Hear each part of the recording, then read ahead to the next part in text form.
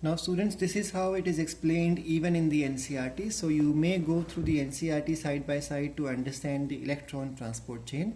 You can see whenever NADH is involved, there is 3 times protons moving across. That's why we say NADH2 will always give rise to 3 ATPs. But remember, whenever there is succinic or dehydrogenase involved, or you can say when FADH2 is involved, this step is missing. That's why 2 times protons will go across. So 2 times protons moving across means 2 ATPs are formed in this step. So this is the reason which is missing in the NCERT, that why NADH2 is responsible for 3 ATP formation and FADH2 for 2 ATP formation.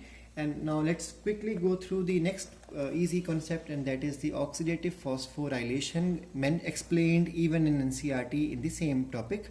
So at each electron transfer, an electron donor is oxidized. So because the donor is going to liberate the electron, so electron will be accepted by some other acceptor. So obviously the donor will become oxidized because loss of electron. An acceptor will become reduced because gaining electron.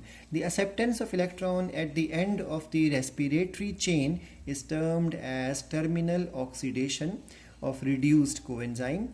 The energy liberated in this oxidation is used to produce ATP. Now what exactly is happening in this concept? Oxidation and reduction.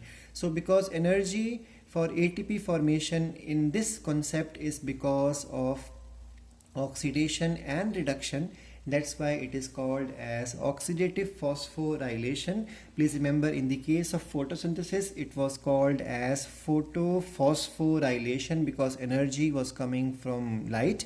Here energy is coming from redox reaction, or you can say oxidation. This process is therefore also called as oxidative phosphorylation. It occurs in the inner mitochondrial membrane of the eukaryotes. It occurs in the mesosomes of prokaryotes. If you remember, mesosomes we have already covered in the cell organelles chapter. This concept was explained, we already know this according to photosynthesis chapter, that this was explained as chemiosmotic hypothesis in 1961 by Peter Michel. Now ATP molecules are synthesized during electron transport by movement of protons across the mitochondrial inner membrane, and then these protons will move into the mitochondrial membranal space, or what you call as outer space, from the matrix. So first of all, protons will go across and accumulate in which portion? Outer place. Now thus a pH of the matrix increases and the pH of the outer space decreases. So because of accumulation of H plus here, this area becomes acidic and this area becomes basic or alkaline. Due to this, the movement of protons takes place across the F0 particle. F0 particle is the proton tunnel. If you remember, we have already covered this. So due to this movement, energy generated is used by the F1 particle. F1 particles is the ATPase enzyme. These are the 2 components of complex number 5. So to synthesize ATP molecule. So this is the diagram which clearly explains the position of the complex number 5, and then how ATP is formed because protons try to move across from the complex 5, and as the protons move across from outer space into the matrix, this causes the formation of ATP. So every time 3 protons move across, there will be formation of 1 ATP molecule. So now the next thing is to understand the complete net production of ATP. So total ATP yield during aerobic respiration is the net gain of ATP.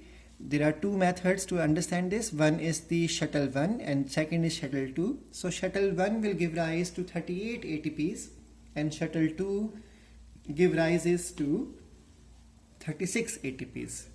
So the calculation is like this. During glycolysis, total number of ATP formed is already 2, we have learned, and total number of NADH2 formed in glycolysis is also 2. Oxidative decarboxylation, that is the connecting link between glycolysis and Krebs cycle, which occurs in the outer space.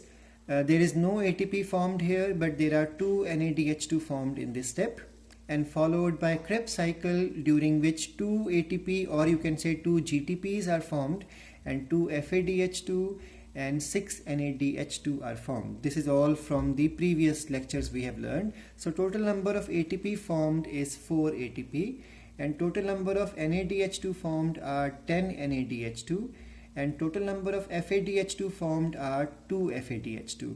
Now we all know in ETS 10 NADH2 will give rise to 30 ATP because 1 NADH2 give rise to 3 ATP, and 2 FADH2 will give rise to 2 ATP, so 2 into 2 it becomes 4 ATP. Thus in totality there are 38 ATPs formed during the aerobic respiration. Out of these 38 ATP molecules, 2 ATPs are consumed in the transport of NADH2 from cytoplasm to mitochondria through shuttle number second. That's why, so no ATP is consumed in shuttle number first.